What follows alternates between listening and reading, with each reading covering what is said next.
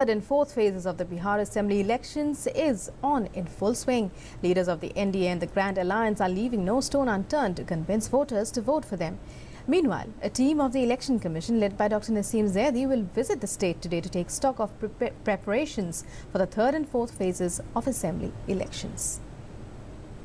The battle for Bihar heating up further after two phases of polling. Now political parties are gearing up for the third and fourth phases of the Assembly elections, scheduled to be held on the 28th of October and the 1st of November. Senior BJP leader Rajnath Singh campaigned for the NDA on Saturday. Addressing a rally at Chhapra, Rajnath Singh targeted Chief Minister Nitish Kumar and said due to Nitish's ego, Bihar is lagging behind in the development race. हमारा कहना है उन नेताओं से जो जनता का ध्यान बटाने के लिए या अहम मुद्दों से उनका ध्यान हटाने के लिए जो अनाप शनाप के मुद्दे उठाने की कोशिश कर रहे हैं, मैं उनसे कहना चाहता हूं, जनता की आंखों में धूल झोंकना बंद करें।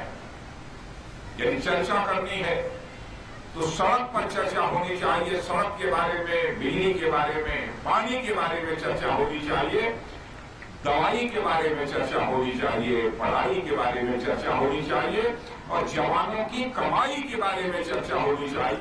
JDU leader Nitish Kumar also held a rally at Chhapra. He tried to woo voters of economically weaker sections. Kumar said if voted to power, his government will give financial assistance to students to pursue higher studies. हम लोगों ने निश्चय किया है कि आप आगे काम करने का मौका दीजिएगा तो हर छात्र छात्रा को जो 12वीं के बाद आगे पढ़ना चाहेंगे उनको 4 लाख रुपया का स्टूडेंट क्रेडिट कार्ड उपलब्ध करावेंगे ताकि वो। On the other hand, Congress President Sonia Gandhi addressed a rally at Buxar. Addressing the rally, Sonia Gandhi said, "This election is an opportunity for the people of Bihar to decide their own fate." ये चुनाव का एक ऐसा मौका है जिसकी ताकत से आप बिहार की तस्वीर और यहाँ की जनता की तस्वीर को बदलने में आप अपनी भूमिका निभा सकते हैं। Senior BJP leader Ravi Shankar Prasad reached Motihari Assembly constituency of East Champaran on Saturday and convened a meeting of intellectuals at the BJP office. Addressing the meeting, Ravi Shankar Prasad said that on one hand, the NDA government at the centre is taking various initiatives to make India a knowledge economy, generate employment and prepare skilled workforce across the country.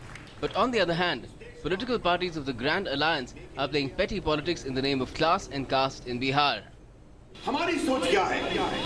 इस देश को आगे बढ़ाना, make in India, skill India, digital India, startup India, एक नए भारत का हम आगाज कर रहे हैं।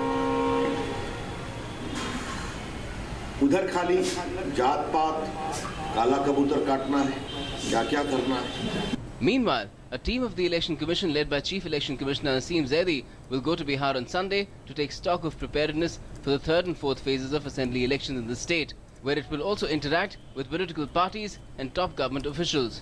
Bureau Report, DD News.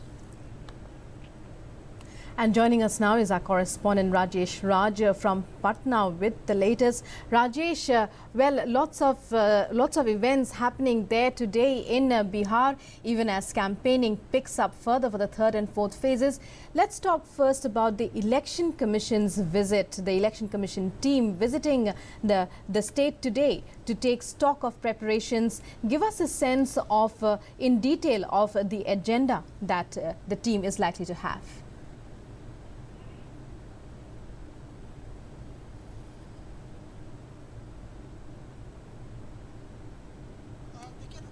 Bihar का जो सियासी तापमान है वो निश्चित रूप से ये कहा जा सकता है कि पूरे शबाब पर है और 2 चरणों के चुनाव संपन्न होने के बाद कहीं ना कहीं जो तमाम सियासी पार्टियां हैं वो भी उत्साहित हैं और चुनाव आयोग ने जिस तरीके से सफलतापूर्वक 2 चरणों के चुनाव करवाए हैं, खासकर नक्सल इलाके में जिस तरीके से चुनाव संपन्न कराने में चुनाव आयोग को कामयाबी हाथ लगी है, उससे उत्साहित होकर चुनाव आयोग 2 दिनों के दौरे पर है और यहाँ पर जो तमाम अधिकारी हैं, जो ऑफिशियल्स हैं, उनसे चुनाव आयोग बातचीत करेंगे। राजनीतिक दलों के जितने प्रतिनिधि हैं उनसे अलग अलग बातचीत करेंगे और सामूहिक रूप से भी उनसे बातचीत होगी और ये कोशिश की जाएगी चौथा और जो पांचवा चरण है उसमें सफलतापूर्वक जो है वो चुनाव संपन्न कराए जाए।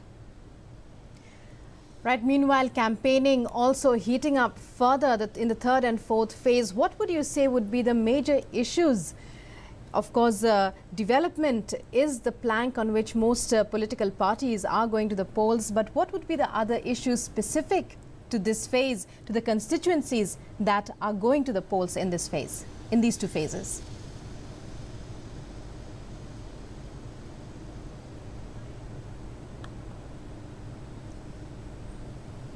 देखिए, जो दो चरणों के जो चुनाव हुए हैं उसके बाद तीसरे चरण में दोनों जो गठबंधन के लोग हैं वो अपनी पूरी ताकत झोंकने की कोशिश करेंगे।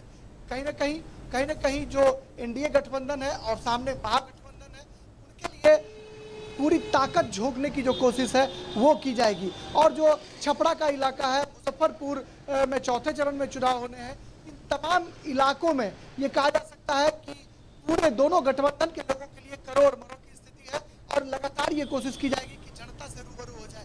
इशू कहीं ना कहीं cast. Right, Rajesh. Well, Rajesh, we have to interrupt this at this point because there seems to be a problem, technical issue there. We'll be back with you later in subsequent bulletins. Thank you very much for joining us with that update. So, Election Commission team led by Dr. Naseem Zaidi likely to visit, scheduled to visit the state today to take stock of preparations for the third and fourth phase of polling in Bihar.